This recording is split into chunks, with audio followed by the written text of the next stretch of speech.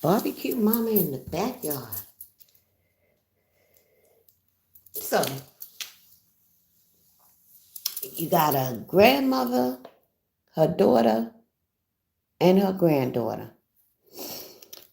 Took place in Baltimore, I believe, Baltimore, Maryland. And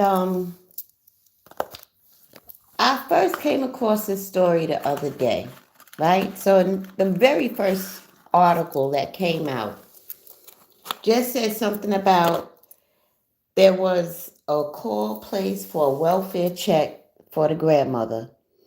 The police come, knock on the door. The granddaughter opens the door. The police say they're doing a welfare check, da da da. Can they come in and look? They come in and look. They go to the basement, or as soon as they open the basement door, they smell decomposition. That was pretty much all of the article. 2 days later, an update is, shocking update. So what happened was the grandmother and daughter got into an argument, something about a credit card. I'm assuming the daughter was using the grandmother's credit card. The grandmother's like, I'm calling the police. That's fraud. You can't use people's credit card. Use my credit card. How am I going to pay this bill? Da da da. They got into a tussle. The daughter ends up killing her mother. The granddaughter comes along and helps mama attempt to dispose of grandmama. Now, they thought, and I can tell you what they thought that they could barbecue grandma, burn her up, and, she just will be disintegrated. They basically tried to cremate her. Had they known that that would not work, that's how stupid they were. They would not have went through all the trouble of dismembering mama, dismembering grandma. They dismembered this woman. First of all, y'all know how hard it is to cut up chicken at times, right? It's, when you got to get to those joints, sometimes, it's not easy. Imagine trying to do this to a human being. Okay?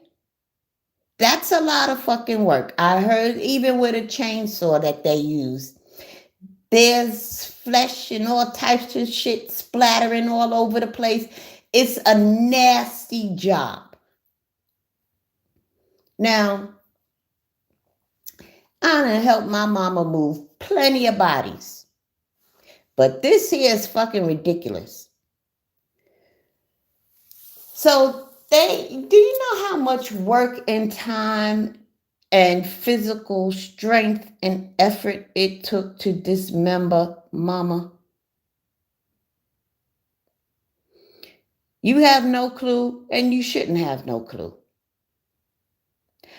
I only have a clue because I grew up in the funeral business. I saw all types of shit.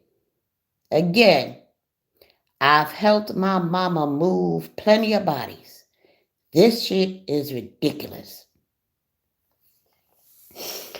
They did all that and then put on a barbecue grill pieces. I don't know what they thought they was going to do with the head, but okay, maybe they did that too. I don't know. But only to find out that the shit ain't working.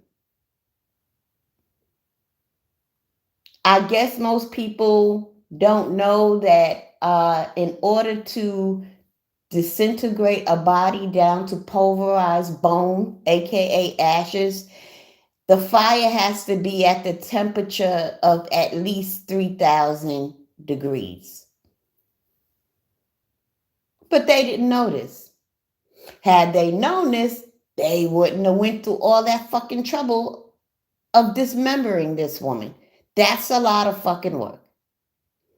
So I guess after the first try, they realized that, Mama wasn't turning into ashes like they thought, like they knew would happen. They had her in bags all around the property in the backyard. And anyway, suffice it to say they have both been arrested. Now, don't get me wrong. I know mamas can piss you the fuck off. If you were sitting here listening to this video and saying your mama never pissed you off, you're full of shit. Excuse me. You're full of poo-poo. My mama has pissed me off, all of us off, countless times. And yet, it has never crossed our mind. Well, I'll speak for myself, but I think I can speak for my siblings. It has never crossed our mind to murder her, dismember her, and barbecue her in the back fucking yard. Never. This is some shit I just don't understand. And my mother was a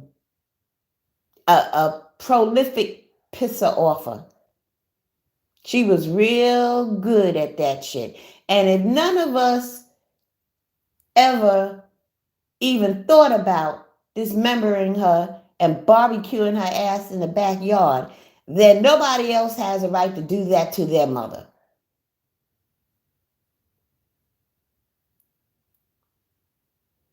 That woman was a habitual pisser offer.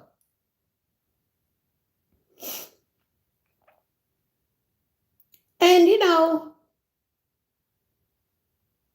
I'm just trying to make sense of this. How do you kill somebody because you did something wrong? You violated them. You used mama's credit card. You had no right to do that. And you did. And then you get mad and kill her because she's mad and confronts you about it. Now I can understand you getting mad because and you killed her because she ran up your credit card. Now, I'm not saying that's right and that's what should happen. I'm just trying to kind of make some sense of this. Trying to just create some dots to connect so it can make a little bit of sense. But you violate mama and then turn around and kill her because she mad that you violated her.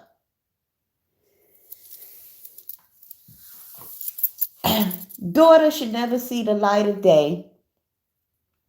As far as granddaughter,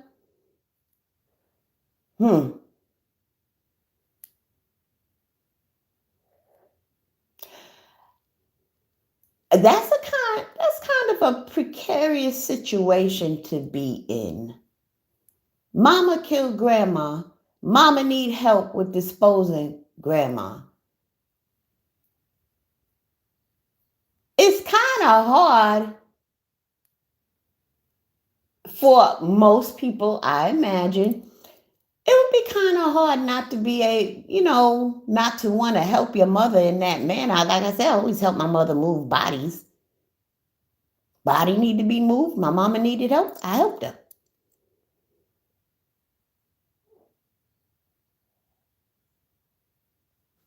But that was never in a criminal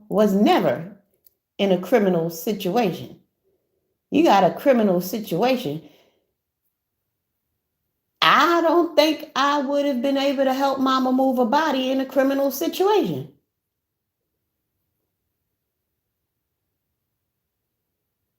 But it's hard to tell your mama no when she need help, especially when mama's in trouble and she need help. I don't know. What say you? Would you help your mama move a body in a criminal situation? And if not, how would you get out of it? I mean, how do you see your mama in distress over something she has done and she just wants to fix it because she loves you. She don't want to go away to prison and be away from you and this and that and the other. And you know your mama love you and you don't want to see your mama go away to prison. And you know you just in that moment where mama dead, grandmama dead, and you and mama distraught because you know what this means. You as a child, an adult child, a teenage child, your last teenage year, what do you do in a situation like that? You love your mama, and your mama love you. Too bad mama didn't love grandmama.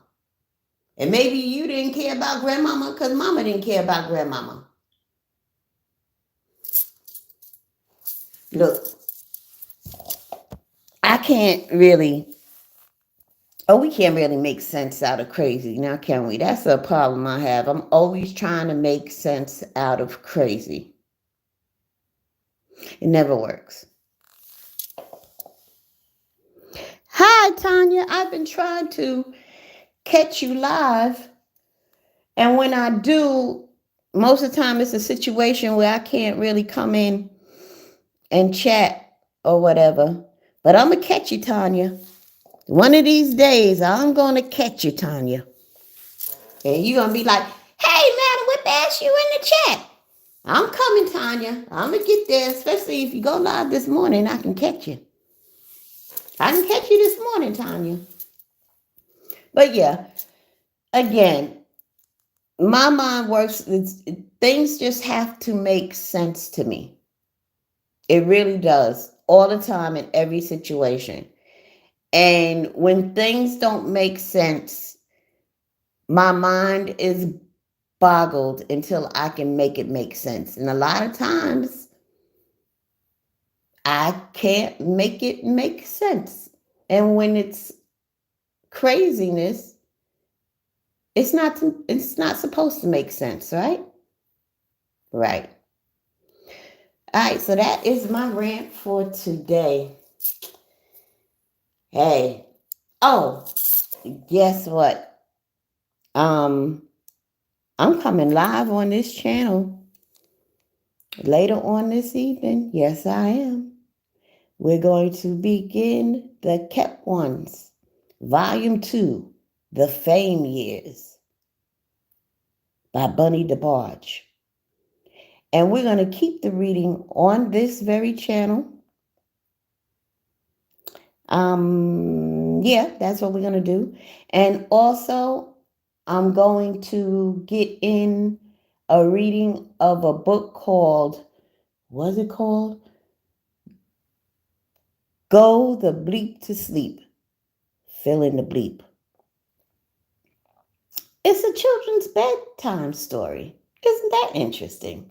I can't wait to get to it and see what happens. All right. Thank you for tuning in. I got to go now. Peace.